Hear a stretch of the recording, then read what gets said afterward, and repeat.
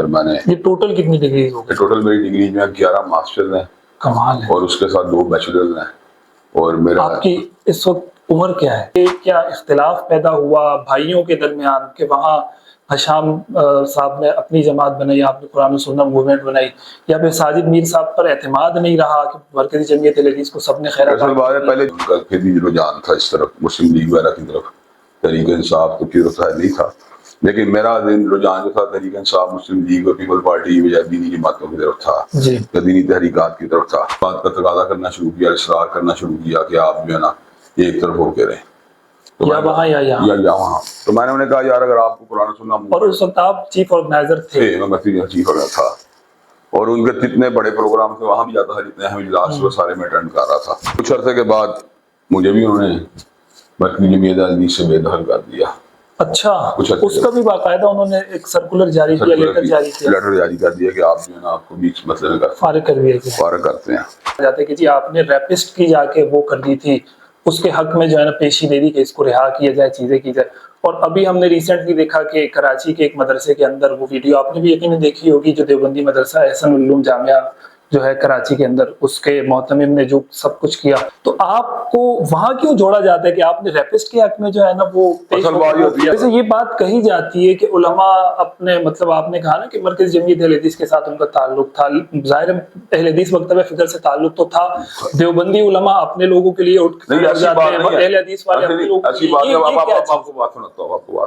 جاوید احمد غامدی صاحب آپ یقیناً جانتے ہوں گے اور آپ نے سنا بھی ہوگا، ان کے نظریات افکار کے حوالے سے آپ کیا رہے ہیں؟ وہ خبر واحد جو بہت بڑا حصہ تحریر حدیث کا خبر واحد پر مشتمل ہے، اس کا بھی انکار کرتے ہیں، پھر عقل کو مقدم رکھتے ہیں. پھر ایک بات یہ ہے کہ ان کے یہاں پر جو ہے ایک ایسا ان کا کنسیپٹ پایا جاتا ہے کہ وہ نفاذ شریعت یا نفاذ اسلام کے بارے میں کبھی ان کے اندر جانا کوئی طلب نظر نہیں آئی. خیال ہے کہ ان کے کنسیپٹ پردے کے بارے میں جانا وہ علاقائی نوعیت کے ہیں یا ٹائم بیسڈ ہیں. ان کے ذہن میں یہ ہے کہ جو ٹائم چل رہا ہو یا جو علاقہ چل رہا ہو اس کے مطابق اپنا جو ڈریسنگ کریں گے، ان کا نزدیک وہی پڑتا ہے. السلام علیکم ناظرین، عامر عثمانی پوڈ کاسٹ میں خوش آمدید. مجھے بہت خوشی ہے کہ آج میں جس شخصیت کے ساتھ یہ لمحات سرو کر رہا ہوں اور یہاں میں موجود ہوں، آپ اپنے مزاج میں ایک جارحانہ پن رکھتے ہیں، دھیما پن بھی ہے، اور آپ نہایت دل پذیر بھی ہیں. میری مراد علامہ ابتسام الہی ظہیر صاحب ہیں. سر بہت شکریہ، سب سے پہلے تو ویلکم ٹو کراچی، مرحبا، آپ کراچی تشریف لائے، پھر ہمیں وقت دیا. میں چاہوں گا کہ آپ کی ذاتی زندگی کے حوالے سے آپ سے کچھ گفتگو ہو، اور اس میں پھر ظاہر ہے کچھ تلخ و شیریں قسم کے سوالات آپ کی عکاسی کریں گے انشاءاللہ. آغاز کروں گا آپ کی تعلیم سے. آپ کی تعلیم کے حوالے سے معروف ہے کہ آپ نے عصری تعلیم میں بڑی ڈگریاں حاصل کی ہیں. آپ کے نام کے ساتھ پھر علامہ لگتا ہے، علامہ ابتسام الہی ظہیر. تو کیا آپ نے درس نظامی بھی مکمل کی، اور عصری تعلیم میں آپ کے پاس کون کون سی ڈگری ہیں؟ میں نے درس نظامی کی سند تو نہیں لی، لیکن میں نے اس کے جملہ جو مضامین اور مختلف اساتذہ کے سامنے جو ان کو جو ہے ان کے سامنے جو ان کو سنایا بھی ہے، ان سے پڑھا بھی ہے. اور کئی شیوخ حدیث کے ساتھ میرا مسلسل احادیث طیبہ کے مطالعے کے حوالے سے بھی رابطہ جو کئی برس تک رہا ہے. اور میں لینگویج کو پڑھنے کے لیے مولانا حمید الرحمان صاحب کے پاس بھی جاتا رہا ہوں. میں نے قرآن جی کو یاد کیا، جب میں ایف ایس سی سے پاس ہوا تو میری والدہ نے مجھے یہ بات کہی کہ تم اپنا ٹائم نہ ضائع کرنا، قرآن جی کو تم یاد کرو. تو میں نے ان کی نصیحت کو سوچتے ہوئے اس پر عمل پیرا ہونے کا فیصلہ کیا، اور اللہ کے فضل و کرم سے میں نے ایف ایس سی کے پیپرز اور جو رزلٹ کے درمیانی چھٹیاں تھیں مجھے 18 پارے یاد کر لی. بعد ازاں میں نے فرسٹ ایئر انجینئرنگ کے اندر جو ہے 6 پارے کیے، اور پھر اس کے بعد میں نے 6 پارے مزید جو ہے وہ سیکنڈ ایئر جو ہے انجینئرنگ کی پریپ سے کیے.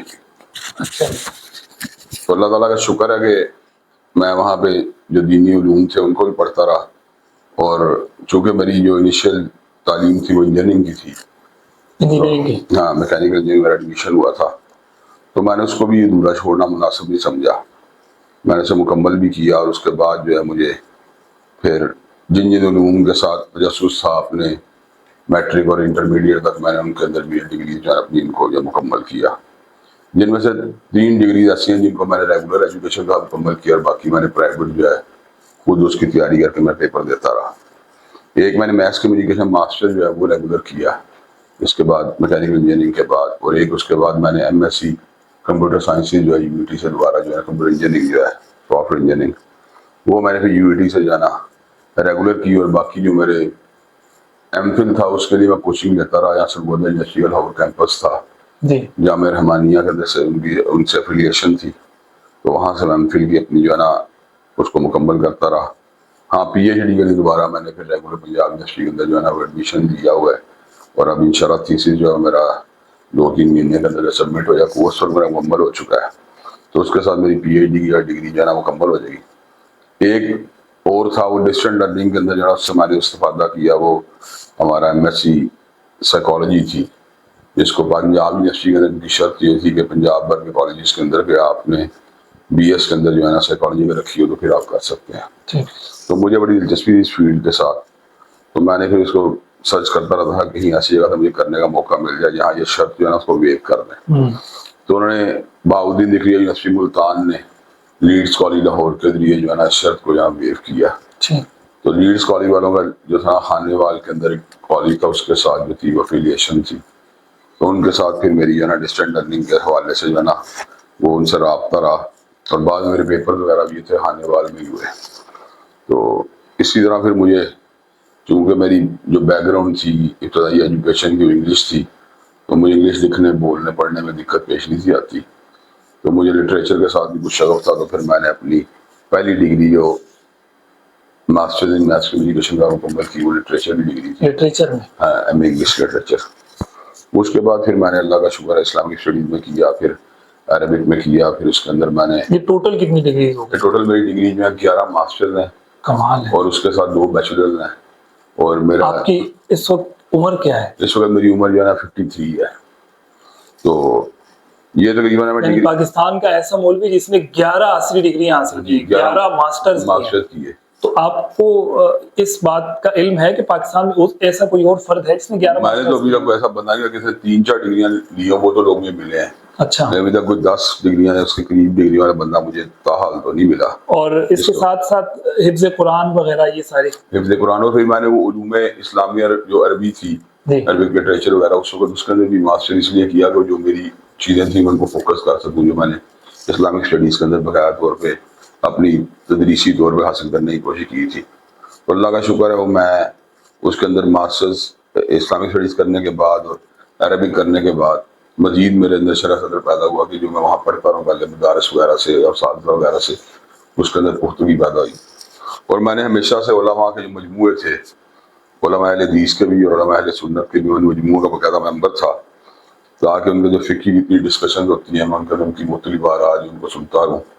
اس سے یعنی یہ جو آپ کا دینی شغف ہے یہ آپ کو ایک تو ظاہر ہے ورثے میں ملا, علامہ احسان الہی ظہیر شہید, اور پھر اس کے ساتھ ساتھ آپ کی اسٹڈی یہ ساری چیزیں چلتی رہیں.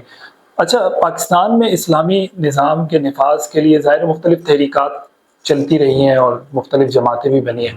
علامہ احسان الہی ظہیر شہید نے جمعیت اہل حدیث بنائی تھی, اور پھر وہ ایک سلسلہ چلتا رہا. اس کے بعد ہم نے ریسنٹلی بھی دیکھا, یہ ایک سوال میں نے فیس بک پہ بھی لکھا تھا کہ کچھ دوست اگر کوئی سوال کرنا چاہے ابتسام صاحب سے تو وہ اپنا سوال شیئر کر سکتے ہیں. تو کچھ دوستوں نے یہ سوال بڑا مینشن کر کے ذکر کیا کہ یہ کیا اختلاف پیدا ہوا بھائیوں کے درمیان کہ وہاں حشام صاحب نے اپنی جماعت بنائی, آپ نے قرآن و سنت موومنٹ بنائی, یا پھر ساجد میر صاحب پر اعتماد نہیں رہا کہ مرکزی جمعیت اہل حدیث کو سب نے خیر اصل بات ہے پہلے جمعیت اس کی کیا بتاتا ہوں گا, تو بات یہ بتاتا ہوں کہ جمعیت اہل کے ناظم اعلیٰ کے طور پر میں نے تقریباً 13-14 سال جو کام کیا ہے. یہ تقریباً بعض یوں سمجھ 2004 سے 2018 تک میں مسلسل جمعیت کا ناظم اعلیٰ رہا ہوں. ٹھیک ہے. جب میں نظامت کے پر رہا تو میرے بھائیوں کی یہ خواہش تھی اور مشورہ تھا کہ ہمیں وسیع تر مفاد میں مسلک کے دین کے ہمیں میر صاحب کے ساتھ جو ہے نا ان سے مصالحت کر لینی چاہیے.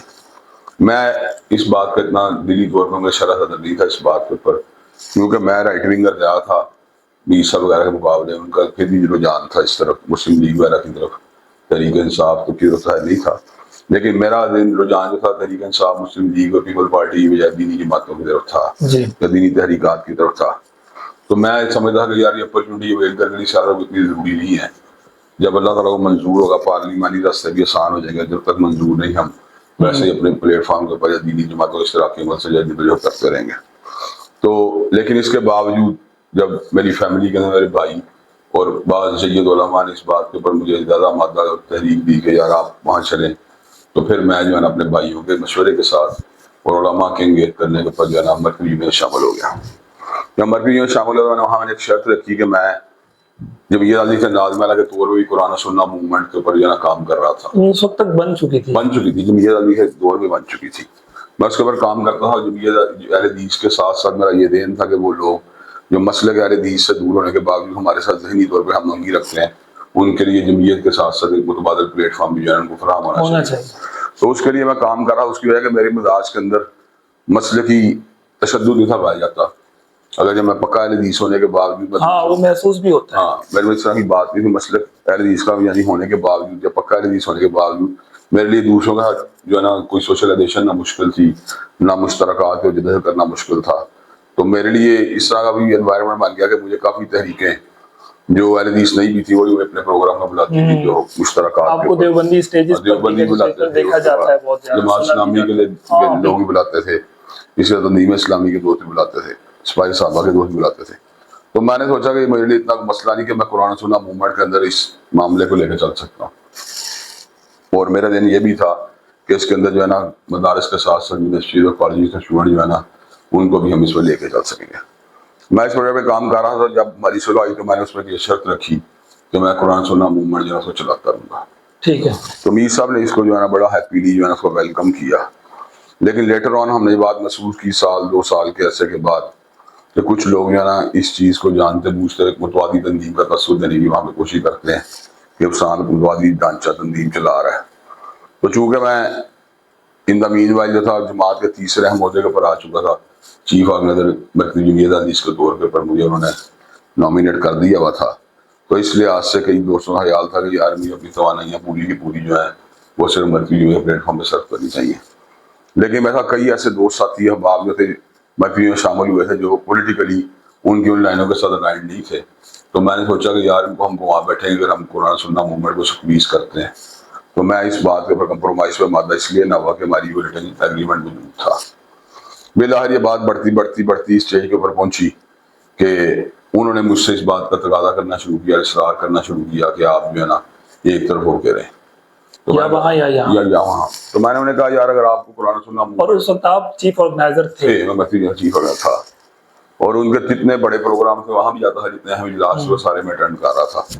और जमात के अंदर जहाँ मुझे जमात भेजती थी मरकज़ी नाज़िम आला का ओहदा वही है जो अभी डॉक्टर हाफिज अब्दुल करीम साहब के पास है। हाँ, मीर साहब और मरकज़ी नाज़िम के बाद चीफ ऑर्गेनाइजर का ओहदा जो है जमाती एतबार से इंतहाई अहमियत का है। तो मैंने ये बात सोची कि मैं जो इस मसले के अंदर मैं काफ़ी गौर वफोस करने के बाद मुझे कोई ऐसा चाम नजर नहीं आया कि जिसकी बुनियाद में कुरान सुन्ना मूवमेंट के ऊपर जो है ना वो कोई कंप्रोमाइज करूँ। लेकिन मेरे मिजाज के अंदर जो थी वो तलही नहीं थी बहरहाल, क्योंकि वो मेरे मिजाज में सर तलही आमतौर पर अगर कहीं आए तो सेकुलर लोगों के बारे में तो आ जाती है, दीनदार तबके के बारे में मेरे में नहीं आती। तो मैं फिर भी कोशिश करता रहा कि ये दोनों चीज़ों को इकट्ठा चलाने की कोशिश की जाए। इन द मीन वाइल जो थे शाम भाई जो थे वो कोई दिफा इस्लाम व पाकिस्तान नाम की एक तहरीक जो थे वो बना चुके थे। वो तहरीक जो थी उन्होंने उस तहरीक के मजीद मुझ पर प्रेशर डालना शुरू किया कि इसका मतलब कि जमात में नहीं वायद पड़ रही है, पहले कुरान सुन्ना मूवमेंट बनी और फिर अब ये तरीके दिफा इस्लाम पाकिस्तान बन रही है तो आप इसको जो है क्लोज करें। मैं कहा कि आप जो मर्जी इस मसले में। उनके पास भी ओहदा था इस वक्त तक हिशाम भाई के पास? हिशाम भाई के पास नाइब नाज़िम का ओहदा था लेकिन वो उसको कोई ना अहमियत नहीं देते उस चीज़ को। अल्टीमेटली ये हुआ कि उन्होंने क्या किया, उन्होंने इस बात को जो है ना प्रेशर का जरिया बना लिया कि आप दोनों जो है ना ये काम कर रहे हैं। लेकिन मेरे अंदर थोड़ी धीमापन ज़्यादा था तो वो मुझे ज़्यादा बर्दाश्त करते थे, लेकिन उन्होंने शाम भाई को टर्मिनेट कर दिया। जब टर्मिनेट किया तो एक ढांचा मौजूद था, एक आलमी जमीयत के नाम के साथ वो काम कर रहा था। उनके साथ मेरी भी अच्छी कोऑर्डिनेशन रही थी मादी के अंदर। मेरी तो सारी है मसले की और गैर मसले की तंजीमों से रहती है, तो उनके साथ जो है ना उनकी कोऑर्डिनेशन अच्छी बन गई अल्लामा शाम भाई की। उन्होंने उनके साथ मिलकर जो जमीयत हदीस कायम कर ली। कुछ अर्से के बाद मुझे भी उन्होंने मरकज़ी जमीयत हदीस से बेदखल कर दिया। अच्छा, उसका भी बाकायदा उन्होंने एक सर्कुलर जारी किया, लेटर जारी कर दिया कि आप जो है ना आपको भी इस मसले में फारिग करते हैं मरकज़ी जमीयत हदीस। जब उन्होंने मुझे मरकज़ी जमीयत हदीस से फारिग किया तो फिर जमीयत हदीस के काफ़ी दोस्तों साथियों ने मुझे ये बात कही कि आप जो है हमारे साथ जो है ना ये वर्क करें मिलके, हम जो है ना एक कैंप की शक्ल में चलें। लेकिन मुझे पता कि मेरी पॉलिटिकल रुझानात जो है ना फ़र्क हैं, ना तो मेरे बीच सब वाले थे ना जमीयत के लोगों वाले थे। मैं सेकुलर लोगों का अलाइन बिल्कुल नहीं था। تو میں نے سمجھتا کہ کوئی رشتے داری کوئی تعلقداری جو ہے نا وہ میرے اس وجہ جدوجہد میں جو ہے نا رکاوٹ بنے. تو میں نے کہا جی میں تو قرآن و سنت موومنٹ کے اوپر ہی اپنے مشن کو جو ہے نا جاری رکھوں گا. میں اب بھی کسی جماعت کا ممبر یا حصہ بننے کے لیے تیار نہیں. ہاں جو مجھے تعاون کرنے کے لیے کسی پروگرام میں دعوت دے گا یا کوئی کسی. تو اس وقت آپ قرآن و سنت موومنٹ کو ہی لے کے چل رہے ہیں. میں نے اس وقت قرآن تو ہشام بھائی اور آپ کے درمیان بھی کوئی اختلافات ہیں یا کوئی ایسے اختلافات نہیں. اپنی جمعیت چلا رہے ہیں, قرآن و سنت موومنٹ چلا رہا ہوں, لیکن میرے سیاسی نظریات میں زیادہ وضاحت اس حوالے سے پائی جاتی ہے کہ میں صرف دینی جماعتوں کے ساتھ چلنے کا حامی ہوں, جو کہ جمعیت حدیث کے رہنماؤں کے ذریعے تھوڑا اس مسئلے میں جو ہے نا وہ بھی سب کی طرف فلیکسیبلٹی. ٹھیک ہے, کچھ چیزیں سوشل میڈیا پر بڑی چلتی رہی ہیں, میں چاہوں گا اس پر بھی آپ کا موقف معلوم. مفتی طارق مسعود صاحب سے آپ کی ملاقات بھی ہے ریسنٹلی, آپ کے پاس وہ آئے بھی تھے وہاں پر لاہور تشریف لائے, آپ کی ملاقات بھی ہوئی. ابھی کچھ عرصہ قبل ان کے حوالے سے ایک بڑی کنٹروورسی سوشل میڈیا پر چلی, وہ توہین کے حوالے سے, اور جو انہوں نے امریکہ میں کینیڈا میں کچھ بیانات کیے. اس پورے کو کس نظر سے دیکھتے ہیں آپ؟ ان کو گستاخ سمجھتے ہیں یا یہ جو ساری چیز سوشل میڈیا پہ اس کو کیا موقف رکھتے ہیں؟ میری بات معاملہ زیادہ ہے کہ میں تنہا اپنی رائے اپنی فیلنگ کے اوپر جو ہے نا ڈیپینڈ نہیں کرتا. اچھا, خاص طور پر جو حساس نوعیت کے معاملات ہیں میں علماء کی مشاورت کو بڑی اہمیت دیتا ہوں. ٹھیک ہے, اور میرا ذاتی کاروبار بھی ہے پراپرٹی کا, تو اس کے مسئلے کے اندر بھی جو فتویٰ میرے دل میں آتا ہے میں نے کبھی اس کا فائدہ اٹھانے کی کوشش نہیں کی. صحیح, بلکہ میں اس کو لے جاتا ہوں علماء کے پاس, اگر وہ میری رائے کے مطابق ہو پھر بھی عمل کرتا ہوں, اگر میری رائے سے مطابقت نہ رکھتا ہو تو پھر بھی عمل کرتا ہوں. یہ میری فیلنگ کو سیٹ اسائڈ کریں کہ میری کیا اس کے بارے میں فیلنگ تھی. میں نے علماء سے جب اس بارے میں گفتگو کی تو انہوں نے اس کو جہالت, لاپرواہی, تساہل کے ساتھ تعبیر کیا, اور انہوں نے اس میں بات کہی کہ یہ جو ہے نا جو علماء چاہیے جو علماء تھے قائد سے متعلقہ دیگر, انہوں نے کہا لیکن اس کو جو ہے نا گستاخی کہنا جو ہے نا مشکل ہے. تو جب میں نے اس کے بعد میں بات سمجھا تو پھر میں نے اس موضوع پر لب کشائی کرنے کی کوشش نہیں کی, کیونکہ ایک ایل فیلنگ جنریٹ ہوئی تھی ان کے بیان کو سننے کے بعد, یعنی ایک دلی گھٹن کی کیفیت. لیکن جب علماء نے یہ بات کی کہ یار اس میں توہین والی بات نہیں ہے, تو پھر میں نے مناسب نہیں سمجھا کہ کوئی ہاں یا کوئی نام میں اس پر تبصرہ کروں. تو میں نے اس ایشو کے اوپر اپنی زبان جو ہے نا بند رکھی, کیونکہ کئی جگہ پہ ضروری تو نہیں ہوتا, مطلب ہر جگہ تبصرہ کرنے کے لیے سکوت بھی ہوتا ہے, وہ بہتر ہوتا ہے. یعنی ابھی بھی آپ سکوت میں نے کچھ بھی نہیں اس مسئلے میں کوئی رائے نہیں دی میں نے اپنی, میں خاموش رہا. لیکن میں نے اپنی یہ رائے بتا دی کہ میں نے علماء کی رائے کا مکمل طور پہ جو ہے احترام کیا. جب انہوں نے کہا یہ گستاخی کی بات نہیں بلکہ جہالت کہہ لیں, لاپرواہی کہہ لیں, تساہل کہہ لیں, سبقت لسانی کہہ لیں, اس میں یہ ایلیمنٹس موجود ہیں. لیکن اس میں گزشتہ دنوں سوشل میڈیا پر مدارس کے حوالے سے کچھ چیزیں بڑی وائرل رہیں, اور یہ بھی ہم نے دیکھا ہے اور آپ کے حوالے سے یہ بات بھی آئی کہ مدارس میں زیادتی کے واقعات کے حوالے سے جب چیز ڈسکس کی جاتی ہے تو یہ کہا جاتا ہے کہ جی آپ نے ریپسٹ کی جا کے وہ کر دی تھی, اس کے حق میں جو ہے نا پیشی دے دی کہ اس کو رہا کیا جائے, چیزیں کی جائے. اور ابھی ہم نے ریسنٹلی دیکھا کہ کراچی کے ایک مدرسے کے اندر وہ ویڈیو آپ نے بھی یقیناً دیکھی ہوگی, جو دیوبندی مدرسہ احسن العلوم جامعہ جو ہے کراچی کے اندر, اس کے محتمم نے جو سب کچھ کیا. پھر آئے روز مدارس کے اندر جو تشدد کے بڑھتے ہوئے واقعات ہیں, پھر زیادتیوں کے کیسز ہیں, یہ ساری چیزیں ہیں. میں تو سمجھتا ہوں کہ مدارس ظاہر تربیت گاہیں ہوتی ہیں, اور واقعتاً ایسا یہ دنیا نے دیکھا ہے کہ یہاں سے لوگ تربیت پا کر نکلے ہیں اور پھر پوری دنیا میں انقلاب برپا کیا.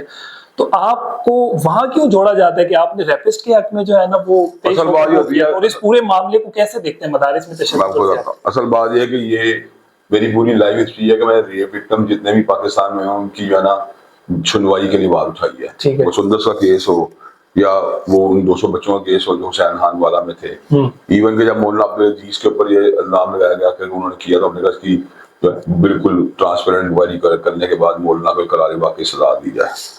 لیکن بعض دفعہ ایسا ہوتا ہے کہ آپ کی معلومات کے اندر کوئی ڈائریکٹ ایسی چیز آتی ہے جس کے اندر جو ہے نا ایسے ایلیمنٹ موجود ہوتے ہیں جو اس بات کو انڈیکیٹ کرتے ہیں کہ وہ بندہ ریپسٹ نہیں ہے. تو ہم یہ بات سمجھتے ہیں کہ وہ بندہ ریپسٹ ہو جس کا اس کی سزا جو اسلام کے اندر قتل ہے. میری نظروں کے اندر ویسے اس میں فقہ حنفی کا اور مسئلے کا یعنی ریپسٹ کا ہر ملزم مجرم نہیں ہوتا, تصدیق ضروری ہونی چاہیے. تو میں سمجھتا ہوں جیسا اسلام میں ریپسٹ کی حد مقرر کی گئی ہے وہیں پر ایک جو ہے اسلام میں قذف کی سزا بھی تو ہے نا. اگر ریپسٹ جو ہے 100 کروڑوں کا حقدار ہے تمہارے ہونے کی صورت میں, تو اگر اس میں جھوٹا الزام رکھتا تو 80 کروڑوں کی سزا بھی تو جو ہے اس میں ہے. اس لیے میں نے اس کے اندر جو ہے نا اس کے اندر یہ بات کی کہ جب ڈائریکٹ جو معلومات حاصل ہوئی ہیں اس کے مطابق بچے کا باپ بھی یہ بات کرتا ہے کہ ایسا واقعہ نہیں ہوا, اس کے اندر دوسری باتیں موجود تھیں. تو میں اگر ایسی بات نہیں تو اس کو عدالتی ٹرائل کے لیے دوبارہ آپ چیک کر لیں. پھر ان کے اوپر عدالتی ٹرائل کیا گیا, ان کو 2-3 مہینے جو ہے نا وہ عدالتی ٹرائل سے گزرے. اس کے بعد ان کے اوپر کوئی الزام ثابت نہیں ہوا, باعزت بری ہو گئے. اور یہ بڑی دلچسپ بات ہے ان کا تعلق میری جماعت کے ساتھ بھی نہیں تھا, ان کا تعلق جو تھا مرکزی جمعیت حدیث پاکستان کے ساتھ تھا, یعنی میسا کی جماعت کے ساتھ. ویسے یہ بات کہی جاتی ہے کہ علماء اپنے مطلب آپ نے کہا نا کہ مرکزی جمعیت اہل حدیث کے ساتھ ان کا تعلق تھا, ظاہر اہل حدیث مکتبہ فکر سے تعلق تو تھا, دیوبندی علماء اپنے لوگوں کے لیے اٹھ جاتے ہیں, اہل حدیث والے اپنے لوگوں کے لیے. ایسی بات ہے, آپ کو بات سناتا ہوں. میاں عامر صاحب کا واقعہ تازہ ترین ہوا ہے پنجاب کالج کے اندر، اور اس کے اندر افواہیں بھی ہوئی اور بڑا کچھ ہوا، لیکن میں خاموش رہا. میں اس وقت تک ویٹ کر رہا جس وقت کوئی بالکل حقائق جو ہے نا وہ واضح نہ ہو جائے. اگر اس میں یہ بات واضح ہو جاتی کہ اس کے اندر کوئی ریپ کیس ہے، ظاہری بات ہے میں نے بھی پوری طریقے سے بات اٹھانی تھی، لیکن میرے اندر وہ بات نہیں پائی جاتی کہ میں رومرس کے اوپر بلیو کر کے فوراً سے پہلے جو ہے نا اس بات کا مطالبہ کرنا شروع کر دوں. ہاں اگر وہ وکٹم کی ڈیتھ ہو جائے یا کوئی اس کا فزیکل اس طرح کا وضاحت ہو جائے کہ جس کے بعد کوئی اس کو ڈینائی کرنے کے امکانات نہ رہے، پھر تو وہ فوراً سے پہلے مجروح بندے کے حق میں بات اٹھانی چاہیے. لیکن جہاں تک افواہیں موجود ہوں، جتنی مرضی ان کا قوت پیدا ہو جائے، میں افواہ سادی بلیو نہیں کرتا. تو میں نے اس مسئلے کا کوئی اپنی رائے نہیں دی. اگر وہ لوگ کہتے رہے کہ آپ اس کے اندر جو ہے نا اپنی دیں رائے، تو میں نے نہیں دی. باقی رہ گئی بات کیا اس بات کی کوئی گنجائش موجود ہے کہ ایک بندہ جس کا پورے ملک میں ہمیشہ یہ مطالبہ رہا ہو کہ جو بھی ریپسٹ ہے اس کو سزائے موت دی جائے، اور جو بھی چاہے وہ ہوموسیکسولیٹی کا مرتکب ہو یا زنا کا مرتکب ہو اس کو سزائے موت دی جائے، کیا اس بات گمان کیا جا سکتا ہے کسی ریپسٹ کے بارے میں کہ اس کو سزائے موت نہیں دینی چاہیے؟ یہ بات کہی جا سکتی ہے کہ وہ ریپسٹ ہے کہ نہیں. اس ایشو پہ تو اختلاف ہونے کی گنجائش موجود ہے، لیکن اس میں تو اختلاف ہونے کی کوئی گنجائش موجود نہیں کہ جو بھی ریپسٹ ہے اس کو جو ہے نا مرڈر کی. یعنی مدارس میں جو اس قسم کے جتنے واقعات ہیں آپ کسی بھی طور پر اس کو جسٹیفائی کریں گے؟ سوال ہی پیدا نہیں ہوتا. یہ تو بات طے شدہ ہے، جو بندہ بھی اس سے ملوث ہے اس کو سزائے موت ملنی چاہیے. میرا موقع تو بالکل 2+2=4 کی بات ہے اس مسئلے کے اندر. اس میں کون سی جسٹیفیکیشن کی بات ہے؟ یہ واقعہ مدارس کے اندر بھی ہوتے ہیں، یہ واقعہ کالج کے اندر بھی ہوتے ہیں، یہ واقعہ یونیورسٹیز کے اندر بھی ہوتے ہیں، یہ واقعہ ورک پلیسز کے اوپر بھی ہوتے ہیں، یہ واقعات کئی دوسرے کیمپسز ہاسٹلز کے اندر بھی ہوتے ہیں. ہم تو ہر ایک کے لیے ایک ہی اصول رکھتے ہیں، لیکن ہم یہ بات کرتے ہیں جس طرح افواہ سازی کے عمل کو وہاں پہ کنڈیم کیا جائے جہاں پہ وہ لوگ انوالو ہوتے ہیں جو مذہبی نہیں ہوتے، تو یہ ایج مذہبی لوگوں کو ملنا چاہیے. ایسا نہیں ہو جائے کسی بندے کو کہہ دیں یہ ریپسٹ ہے تو ہم فوراً سے پہلے کہہ دیں اس کی جو مستقبل کی زندگی ہے، جس میں مستقبل کے معاملات ہیں وہ ذمہ دار ہیں. جاوید احمد غامدی صاحب آپ یقیناً جانتے ہوں گے اور آپ نے سنا بھی ہوگا، ان کے نظریات افکار کے حوالے سے آپ کیا رہے ہیں؟ نہ صرف میں نے ان کو سنا بلکہ میں نے کئی ان کا ٹاکس بھی جو ہے نا وہ کی ہوئی ہیں. ٹھیک ہے. اور اس کے اندر جو خاص طور پہ جب علی پروگرام جیو ٹی وی پہ چلتا تھا انٹروڈکشن ہوا، اور پھر اس کے بعد بھی کئی پروگراموں کے اندر ہم اپنے اپنے اسلوب کے ساتھ جو ہے نا وہ کرتے رہے.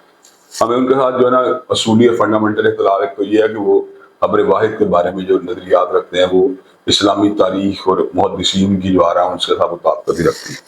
دوسری بات ہم یہ دیکھتے ہیں کہ وہ عقل کو ہمیشہ جو ہے نا الہام کے اوپر یا وحی کے اوپر مقدم رکھتے ہیں. یہ بات ہمارے لیے اس لیے قابل قبول نہیں ہے کہ اس کی زیادہ زیادہ قرآنی حقائق کے مقابلے حدیثی حقائق ان کے اوپر پڑتی ہے. ٹھیک ہے. ہم یہ بات سمجھتے ہیں کہ حضرت عیسیٰ علیہ السلام کی ولادت کے بارے میں تو وہ قرآن کی آیات کی درپشائی نہیں کرتے، لیکن نزول مسیح کے بارے میں جو ہے نا وہ ایک عقلی رویہ اپنا کر جو ہے نا اس کا انکار کرنا، اس پر ڈینائی کرنا شروع کر دیتے ہیں.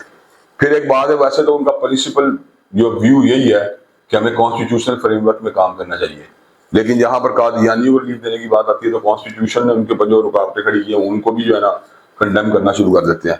پھر ایک بات یہ ہے کہ وہ معاملات جن کے اندر ہماری حدود کے اوپر آج تک ابھی اختلاف نہیں ہوا، ہاں سے شادی شدہ بندے کی رجم کی حد جو ہے اس کے بارے میں بالکل وہ موقف جو ہے نا ایک نیا بنا لیتے ہیں. ان میں تجدد پایا جاتا ہے. وہ حدیث متواترہ کے تو قائل بہرحال ہیں، لیکن وہ خبر واحد جو ایک بہت بڑا حصہ ظہیر حدیث کا خبر واحد پر مشتمل ہے اس کا بھی انکار کرتے ہیں. پھر عقل کو مقدم رکھتے ہیں. پھر ایک بات یہ ہے کہ ان کے یہاں پر جو ہے ایک ایسا ان کا کنسیپٹ پایا جاتا ہے کہ وہ نفاذ شریعت یا نفاذ اسلام کے بارے میں کبھی ان کے اندر یا کوئی طلب نظر نہیں آئی، نہ ہی ان کے اندر کوئی ڈیزائر نظر آئی ہے.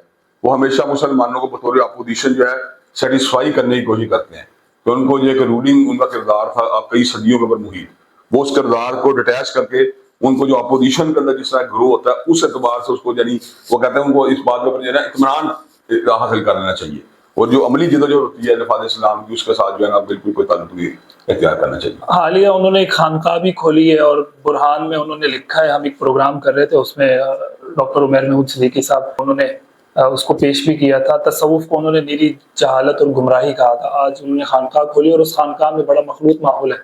خانقاہ کے بارے میں کوئی رائے رکھتے ہیں؟ دیکھیں جی میں یہ بات سمجھ خانقاہ میں تو اصلاح ہوتی ہے، تو کیا ایسا اصلاح ممکن ہے کہ وہاں پر مرد اور خواتین مخلوط بیٹھے ہوئے ہیں اور سب؟ دیکھیں جی جہاں پر بھی مرد اور عورت کا اختلاط ہوگا وہاں پہ برائی پیدا ہونے کے امکانات جو ہے نا خود بہت پیدا ہو جائیں گے. اسلام نے نہ صرف یہ پردے کی حمایت کی بلکہ سیگریگیشن اور جینڈر کا جو کنسیپٹ ہے نا اس کو بھی اجاگر کیا. اسلام نے بلا ضرورت کسی زمانے میں تو وہ میرا خیال ہے ہاتھ ملانے کے بھی قائل تھے مرد، کیا آج بھی ہیں؟ میرا خیال یہ کہ ان کے کنسیپٹ پردے کے بارے میں جو ہے نا وہ علاقائی نوعیت کے ہیں یا ٹائم بیسڈ ہیں. ان کے ذہن میں یہ ہے کہ جو ٹائم چل رہا ہو یا جو علاقہ چل رہا ہو اس کے مطابق آپ جو ڈریسنگ کریں گے ان کا نزدیک وہی پردہ ہے. جبکہ ہم یہ بات سمجھتے ہیں قرآن کے احکامات اس بارے میں بالکل واضح ہیں قرآن جی جو آپ کا جو ہے وہ سر ڈھانکنے کی بات بھی کرتا ہے، قرآن جی سینہ ڈھانکنے کی بات بھی کرتا ہے، قرآن جی اپنے زیب و زینت کے اظہار سے بھی آپ کو روکتا ہے، قرآن جی جو ہے اپنی خفیہ قیمتوں کے اظہار سے روکنے کے لیے آپ کو قدم بھی زمین کے اوپر آہستہ مارنے کی تلقین کرتا ہے۔ تو ہم یہ بات سمجھتے ہیں، اور علماء اور فقہاء کی غالب اکثریت جو ہے وہ چہرے کو بھی، پردے کو بھی ضروری سمجھتی ہے۔ تو ان تمام کی تمام باتوں کی موجودگی میں جو جوید غامدی صاحب کی رائے ہے، نہ تو وہ کتاب و سنت سے مطابقت رکھتی ہے اور نہ ہی فطرت انسانیت سے مطابقت رکھتی ہے۔ بہت شکریہ علامہ ابتسام الہی ظہیر صاحب، آپ نے وقت دیا اور ناظرین مختلف موضوعات پر بات ہوئی ہے، امید ہے آپ اس سے مستفید ہوں گے۔ انشاءاللہ نیکسٹ کسی اور شخصیت کے ساتھ آپ کے سامنے حاضر ہوں گے۔ اجازت دیجیے اپنے میزبان کو، اللہ حافظ۔